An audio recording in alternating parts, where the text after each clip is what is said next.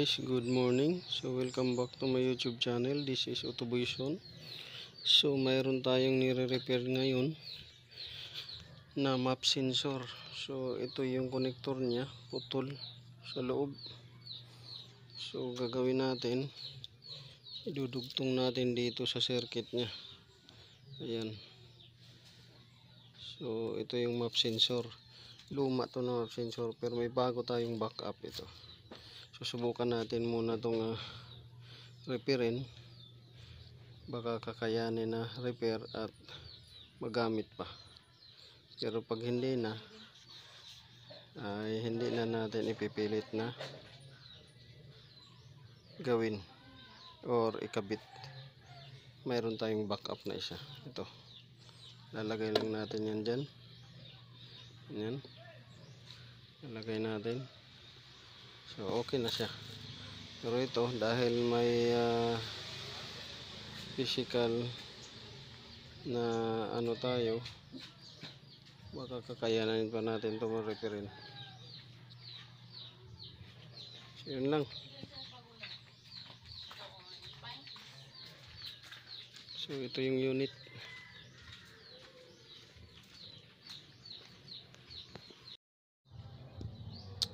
So ayan na guys, naibalik na natin. Ayan. So nadugtong na natin yun, nalinis na rin natin. Yung ngayon papatuyuin muna natin yan. Ayan. So tinister na natin gamit tong multi-tester yung continuity ng solda natin. So okay naman yung continuity ng pagkasolda natin. So ngayon papatuyuin na lang natin to. Atin papatuyuin yan. So na-check na natin. Okay naman, may continuity siya. So nilagyan natin ng gasket oil para masilyado, para walang dumi na papasok at hindi basta-basta mabasa. So umandar na. So ito yung luma niya to. So ni-repair natin, okay siya, gagana siya. Kaso pag tumagal na, pag mainit na, lalabas na naman yung problema niya. So gumagana siya pag malamig, pero pagka mainit na, namamalya na siya.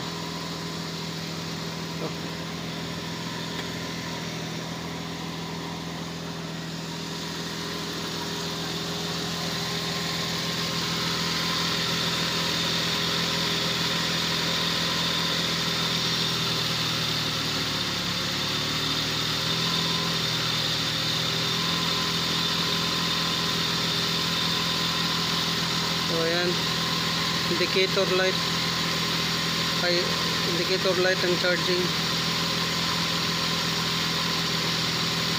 Ika-cut off naman siya, cut off tsaka on.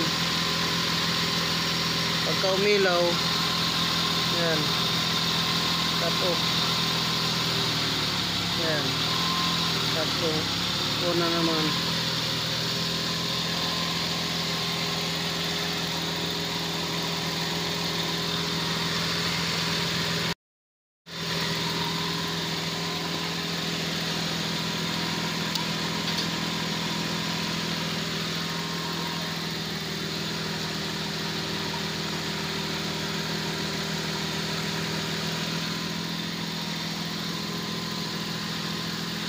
So ito yung ginawa natin. Yan. At ito.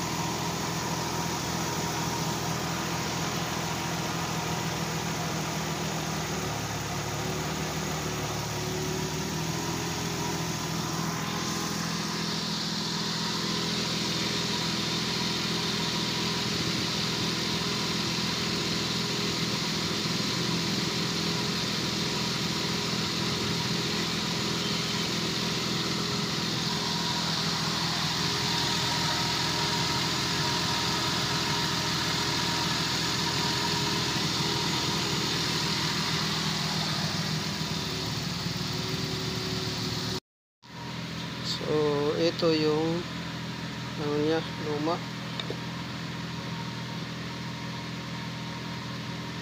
Talagay dito.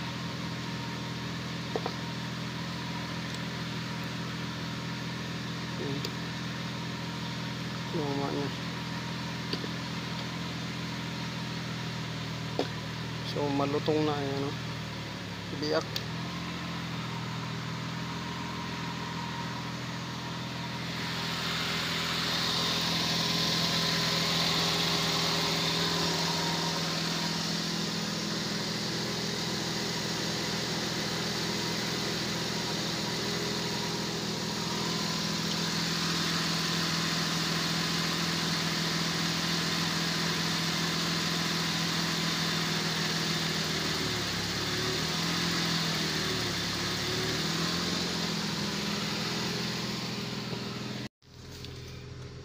So naka-hazard tayo. Naka all lights on tayo.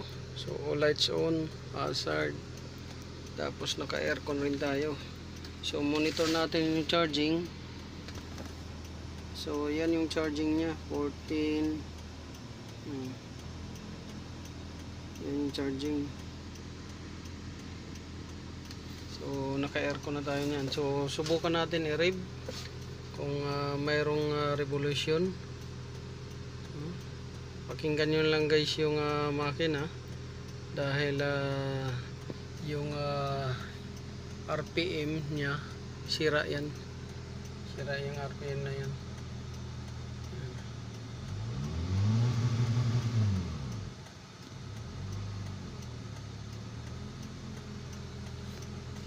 So mataas yung RPM na yan, sira kasi yung RPM gauge.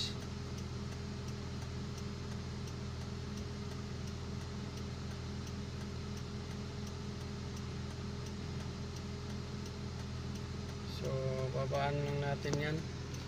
So at least gumana na siya.